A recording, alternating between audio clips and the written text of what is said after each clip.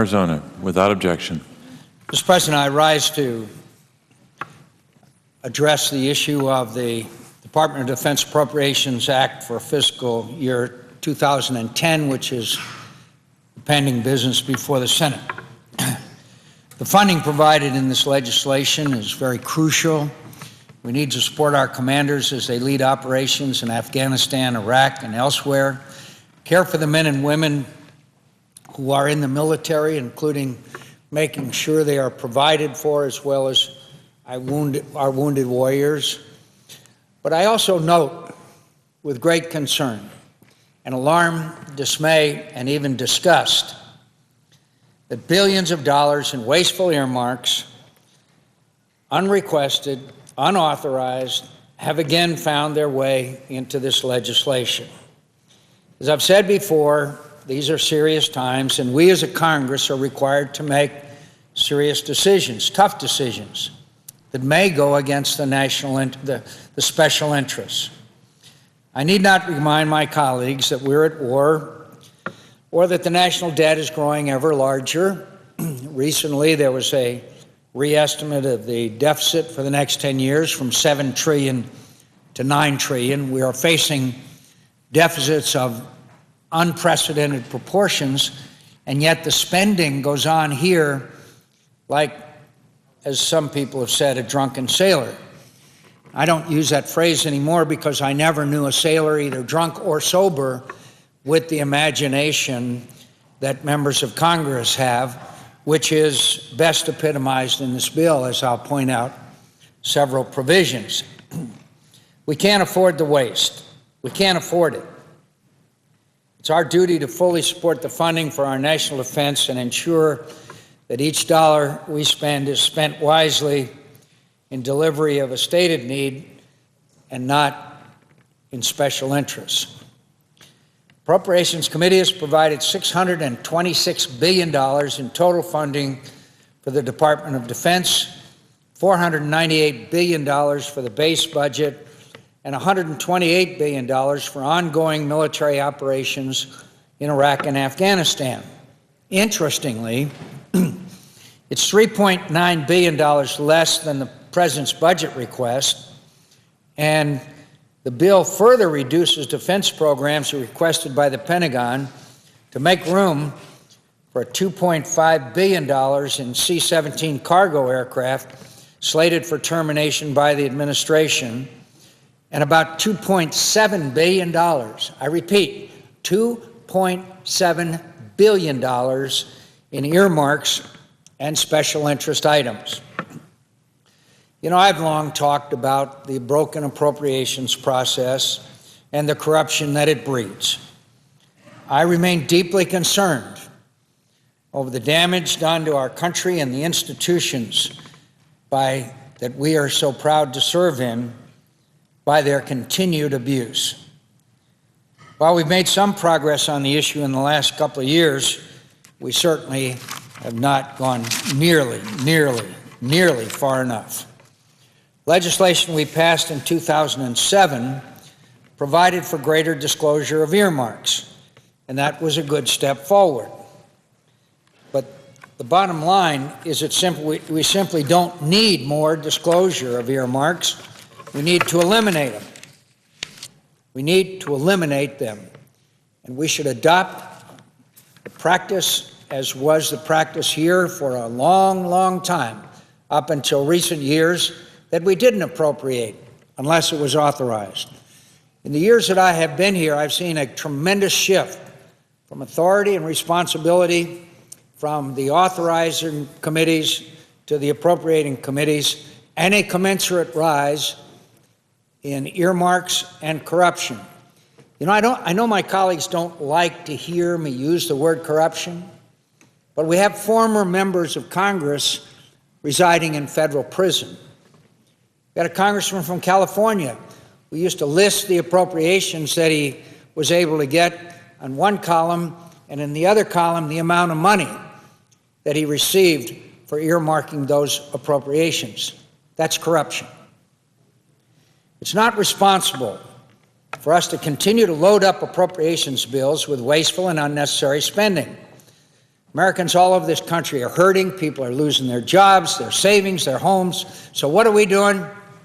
We continue the disgraceful earmarking process, elevating parochialism and patronage politics over the true needs and welfare of this nation. And I will be pointing out during the course of this debate a number of examples of that corruption, which I think is really unacceptable to the American people.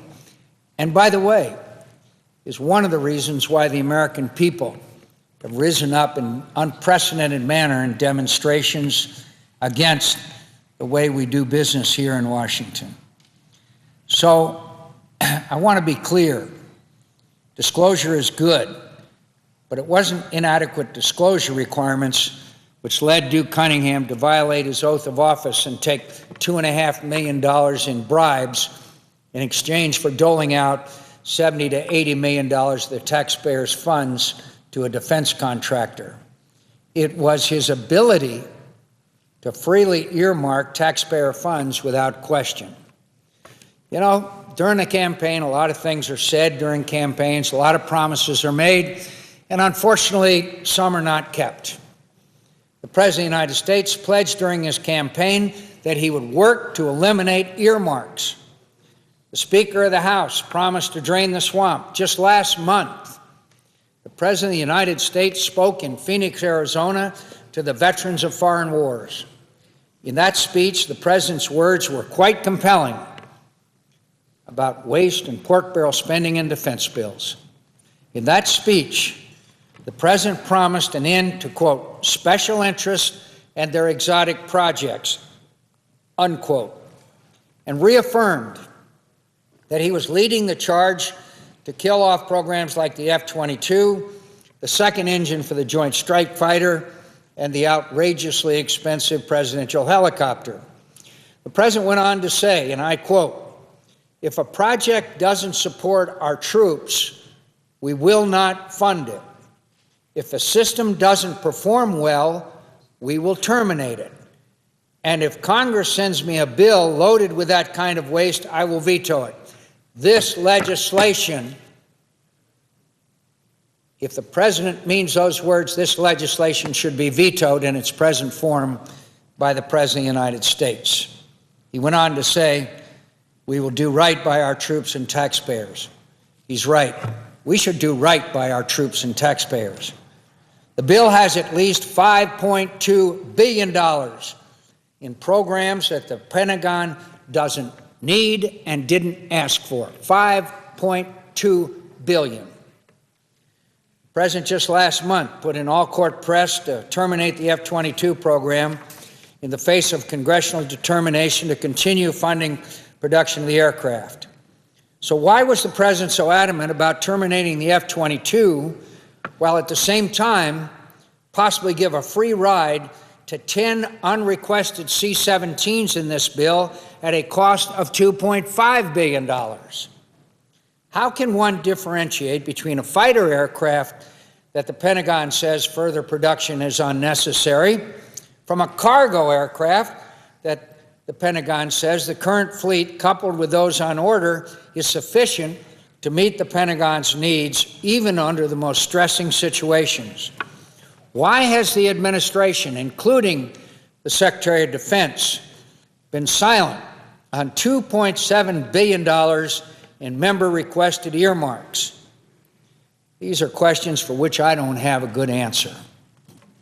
What I do know is that the appropriators did not add $5.2 billion to the bill to pay for the unrequested additions, but rather secured this additional funding by offsetting programs in other parts of the bill. So what did the appropriators decide to cut to make room for most of these unrequested earmark and pork barrel projects? They reduced $900 million from the President's request for the Afghanistan Security Forces Fund at a time the one thing we are in agreement on is that we need to increase the size and capability of the Afghan Army and security forces. It's a key component of the United States strategy in Afghanistan. So they cut it by $900 million. Reducing funding in the account runs counter to our ground commander's plan for the Afghan forces to assume a greater share of responsibility for security as quickly as possible. Equally as incredible, the bill reduces over $3 billion in operations and maintenance accounts through direct cuts and mandated in other provisions in the bill based on economic assumptions and excess cash balances. The administration strongly opposes these cuts, and in their statement on administration policy said, quote, "These reductions would hurt force readiness and increase stress on the military people and equipment." This is the lifeblood of our military. The operations and maintenance of our men and women in the military and the equipment that they use is absolutely vital. So what did we do? We took $3 billion out of operations and maintenance and put it in to these pork barrel projects, including the C-17. So, I mean, the account provides the services with funds to carry out day-to-day activities such as the recruitment and fielding of a trained and ready force, all military training and exercises, food, weapons, spare parts, equipment repairs, depot maintenance, ship overhauls, transportation services, including aviation fuel, Navy and Marine Corps steaming days, civilian personnel management and pay, and child care and family centers. You know, the one thing in this debate about Afghanistan that almost everyone is in agreement on is that our equipment is wearing out, and we're way behind in the repair and replacement of spare parts, equipment, all of the things that are necessary for our active duty forces and our Guard and Reserve, who are practically, for all practical purposes, active duty. And we are looking at, I have guarded confidence that the President will agree to General McChrystal and Petraeus and Admiral Mullen's recommendation. We will need more money for operations and maintenance because we will be sending more men and women and equipment to Afghanistan. So what did they do? What is in this bill? A $3 billion reduction. And what's in its place? I'll be going over some of the projects that are in its place, Mr. President. Well, one of the more egregious items in the legislation we're considering today is the addition of $2.5 billion for 10 C-17 Globemaster cargo aircraft. First, let's have a little background. Recognizing that the department's total requirement for 180 C-17 aircraft had been exceeded for 3 consecutive years, the Bush administration had actively tried to close down the production line for C-17s. Nonetheless, earlier this year, the House Appropriations Committee Defense Appropriations Subcommittee added 8 more C-17s for $2.25 billion to the 2009 supplemental spending bill, a bill that is supposed to be used to fund the wars in Iraq and Afghanistan. The final version of that bill included all 8 of these aircraft. When the subcommittee met later to consider the 2010 Defense Appropriations Bill, it went ahead and added 3 more.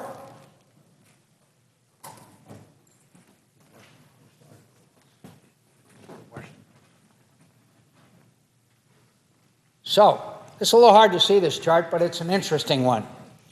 This is the C-17s that were originally in the Air Force's budget. These are the C-17s in red that have been added by Congress. Each year, the Department of Defense and the administration has said, enough. We have enough C-17s. Obviously, that has not been the case. It brings us to where we are now, well in excess of requirements, continuing to spend billions of dollars for aircraft we just don't need, including the 8 C-17s in the 2009 supplemental. The department has bought now a total of 213 C-17s. The original requirement was 180. According to the most recent statement of administration position, the administration, quote, strongly objects, unquote, to the addition of $2.5 billion in funding for 10, count them, 10, unrequested C-17 airlift aircraft. The department's own analyses show that the 205 C-17s in the force and on order, together with the existing fleet of C-5 aircraft, are more than sufficient to meet the department's future airlift needs, even under the most stressing conditions. In no uncertain terms, Secretary Gates has stated that the military has no need to buy more C-17s. So here we are, my friends, with a $3 billion cut in operations and maintenance, which any observer, much less the administration, the Secretary of Defense, and the Joint Chiefs say are vital to continuing our operations and the well-being and protection of the men and women in the military. We're adding $2.5 billion for C-17s. What kind of a trade-off is that? Secretary Gates has stated the military has no need to buy more C-17s. While Secretary Gates called the C-17, quote, a terrific aircraft, and I agree, he stressed earlier this year that the Air Force and the U.S. Transportation Command, quote, have more than necessary strategic airlift capacity for airlift over the next 10 years. Nonetheless, continuing C-17 production would cost about $3 billion per year from 2010 afterwards. In connection with the 2010 budget request, the President not only requested no funding for additional C-17s, but also recommended this program for termination. Particularly in light of today's financial constraints, continuing to spend billions of dollars for more C-17s that we just don't need is becoming increasingly unsustainable. For these reasons, I'll be offering an amendment to strike the additional 10 aircraft. Given how much our airlift capacity currently exceeds operational requirements, I see no reason why we should buy more of these aircrafts at a minimum before key analyses on the subject, such as the Institute for Defense Analysis Review and the Department of Defense Mobility, Capabilities, and Requirements Study, are completed. So, Mr. President, I will be proposing an amendment shortly that I hope will correct this really egregious action on the part of the Appropriations Committee. Men and women in the military who are fighting and putting their lives on the line deserve a lot better than that. Now I want to talk for a few minutes about earmarks. Practice of earmarking is detrimental to the department and with increasing frequency to members themselves. The guilty pleas of former members of Congress, congressional staffers, and lobbyists illustrate how earmarks have been used to corrupt the legislative process. Check the polls. The trust and confidence on the part of the American people in the Congress of the United States is at an all-time low, and deservedly so. By my preliminary count, there are almost 700 unrequested earmarks in this bill, over 400 of which are not authorized in the fiscal year 2010 National Defense Authorization Act. That represents more than $1.3 billion in funding for unrequested, unauthorized member interest items. It's unacceptable. It's the constitutional duty of Congress to provide the Department of Defense the resources it needs while providing the oversight our constituents demand. We have a fiduciary obligation to the American taxpayer, and every time we tuck pork into an appropriations measure, we shun that responsibility. One of the great untold stories of earmarking is that the money which is diverted to special interest projects would have otherwise been used to address the stated needs of our military services. The money does not come from anywhere but the taxpayers' wallets and purses. But the service chiefs, who are in the best position to advise Congress of their priorities, are routinely shortchanged so that senators and congressmen can fund their pet projects. A sampling. $9.5 million is in this bill to fund research in Montana on hypersonic wind tunnels called MARIAH, M-A-R-I-A-H. This self-licking ice cream cone has been with us, earmarked and unrequested since 1998. The Air Force, leader in hypersonic testing and technology, lost interest in 2004. So appropriators moved the program to the Army. The Army has no official requirement for this capability and published a report in 2005 stating their disinterest in the program. To date, the Army has no plans to fund the MARIAH wind tunnel effort, as they have stated in their budget documents.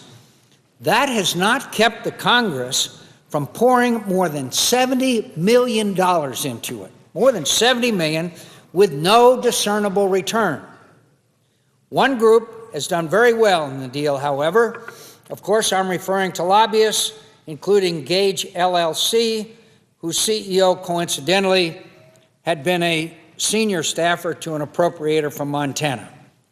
I intend to offer an amendment to strike this earmark from the bill, and I can assure you you'll hear more from me on this.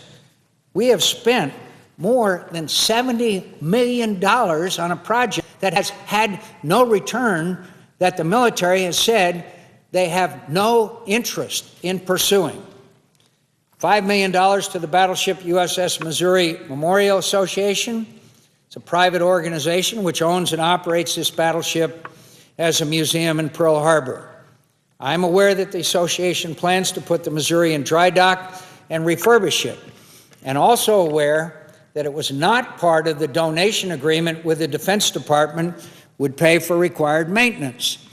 I am all for Navy ships being placed in places where Americans can see and appreciate the great service and sacrifice of the men and women in the military, the Navy and Marine Corps in particular. The deal was that they wouldn't, that they would take care of the maintenance of it, that they would take care of whatever needed expenses are. So here's $5 million. $25 million for the National World War II Museum in New Orleans to help pay for the construction of new facilities as part of a $300 million expansion.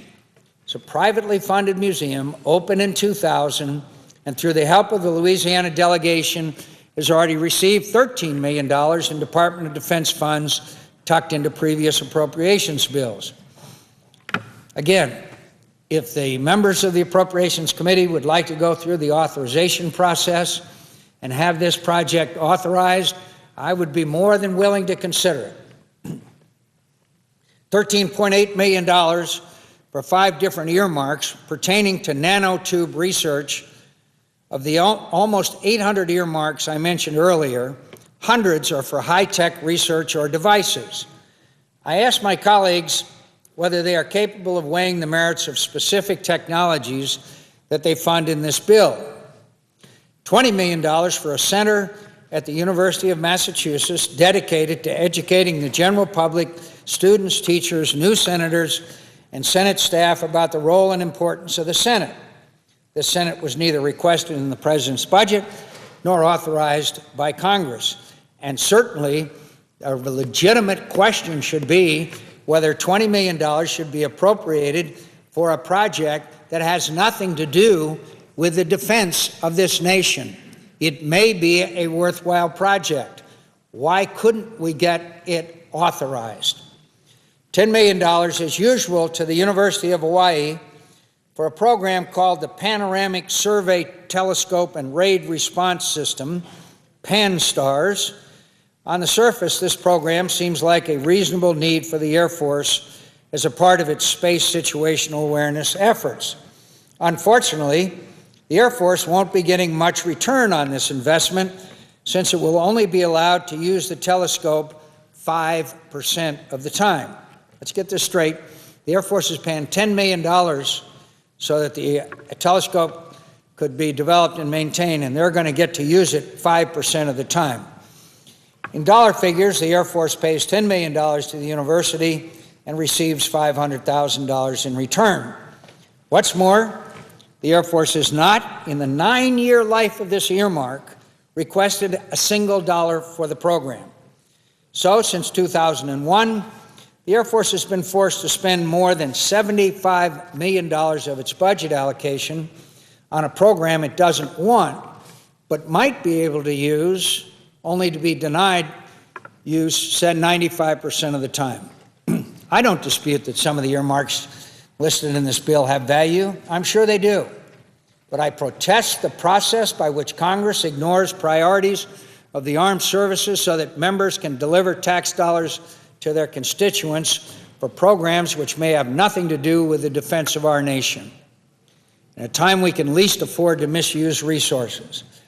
We all know that the economy's taken a beating over the last year. Unemployment is just under 10%. The national debt is $11.8 trillion. So we're going to provide $20 million to a center whose stated purpose is to extol the virtues of the Senate.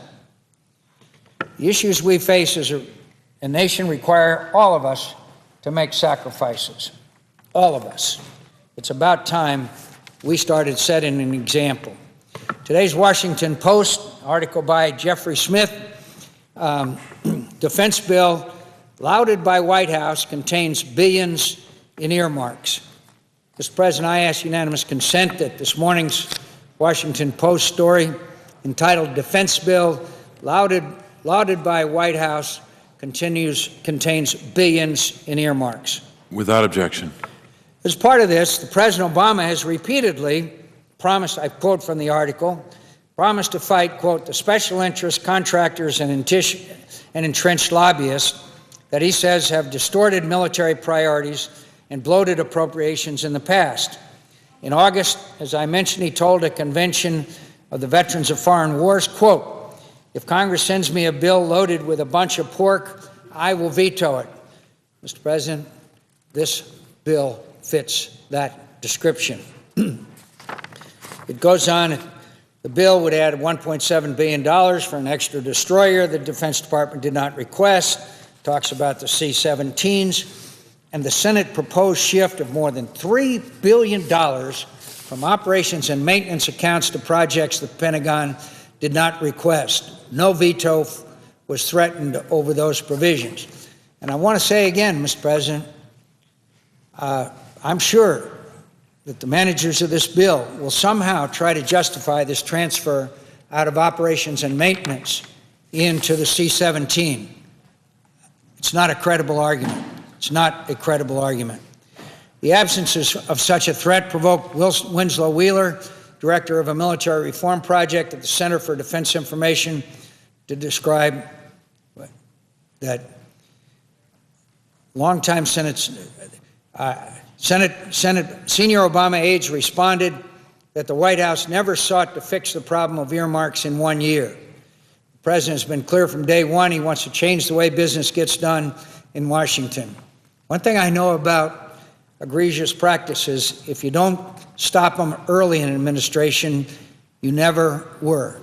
Now, it will be alleged that earmarks are down than they were before.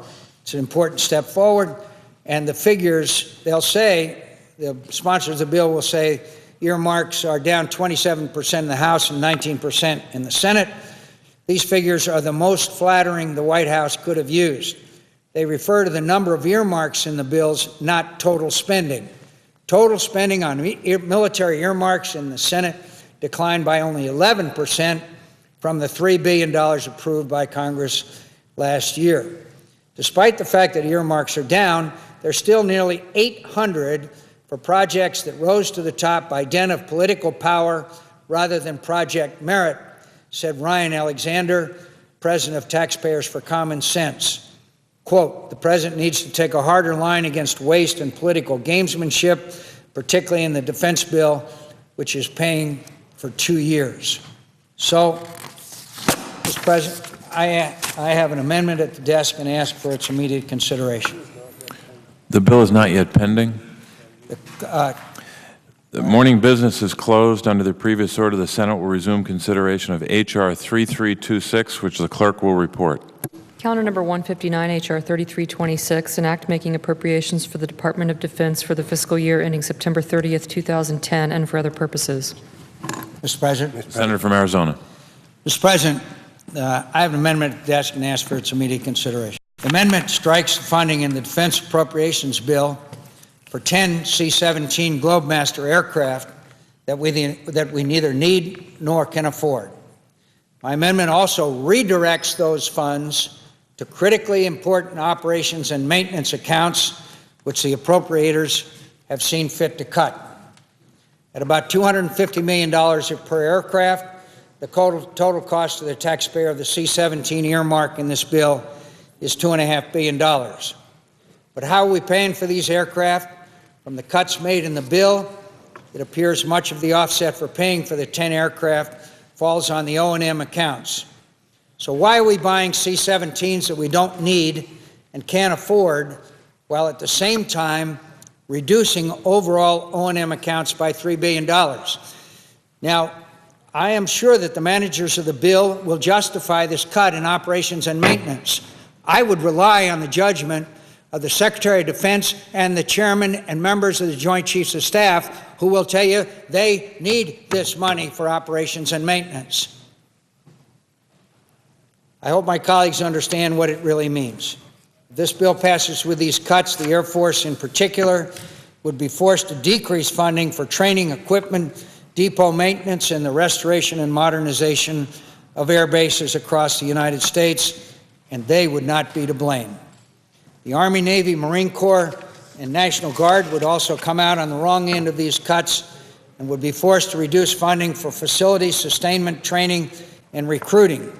After 8 years of war, the Army's equipment readiness has fallen to truly worrisome levels. In testimony before the Armed Services Committee this year, Secretary of the Army Pete Guerin said, and I quote, "Predictable and timely funding is key for us to be able to operate an organization the size of the United States Army. When funding is unpredictable, it makes it very hard to plan long term." Mr. President, I've seen a hollow Army, deeply degraded in the decade after Vietnam and again during the drawdown of the 1990s. Today's forces are not in such dire straits as those, but 8 years of war has taken its toll on the Army, Marines, Guard, and Reserve component ground forces. As General George Casey said in testimony this spring, quote, "The current demand for our forces exceeds the sustainable supply. Particularly in a time of war, I urge my colleagues to invest in the recapitalization of our ground forces, not fund aircraft we neither need nor can afford with those investments." Finally, I want to mention the Army Reserve and National Guard, who are, as General Casey described, quote, "performing an operational role for which they were neither originally designed nor resourced." In my view, any cut to their operations and maintenance accounts will retard the ability of these components to fit and deploy for missions at home or abroad. And I am sure that the Secretary of Defense will say he would like a lot more because of the already wear and tear and degradation of much of our equipment and capabilities. We can and must do better. Left uncorrected, what we would do in this bill is effectively fund the purchase of new aircraft that we neither need nor can afford with critical sustainment money. That would have a significant impact on our ability to provide the day-to-day operational funding that our servicemen and women and their families deserve. The merits of the C-17 earmark itself. If some of those remarks sound familiar, that's because I was on the floor less than 3 months ago speaking about C-17s when the Senate Appropriations Committee earmarked 8 of these cargo aircraft in the 2009 Supplemental Appropriations Bill at a cost of $2.25 billion. That's right. In just 3 months, the Appropriations Committee has set aside nearly $5 billion for 18 C-17 aircraft that we don't need, the Pentagon doesn't want, and that we can't afford. Against that backdrop, over the last 3 years, the White House has actively been trying to close down the C-17 production line, asking for as much as $500 million per year to shut down the line. But over that same period, the appropriators have been working in the exact opposite direction to ensure continued funding for the program in supplemental war funding bills that are supposed to be used to fund the wars in Iraq and Afghanistan. So, despite that the Department of Defense's overall requirements for C-17s continue to sit at 180, the appropriators have required the department to buy through fiscal year 2007 a total of 213. And they've done so before two key studies have been completed. This chart illustrates what's going on here. Marked in red are those C-17s the appropriators have added. Why? Because our servicemen and women need them? No. In 2008, 9, and 7, 8, 9, and 10, the Air Force budgeted money to close the line each and every year. Is the reason some sort of new stimulus package which will create new jobs? No. That's because, as I mentioned, they've added 36 more C-17 than the Air Force has needed.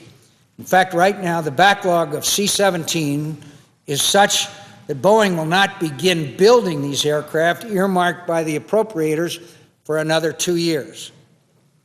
In the bill we're debating today, the 10 C-17s that the appropriators want to fund would bring the total number of C-17s that the Senate Appropriations Committee has added above any validated military requirement to 44. Enough is enough.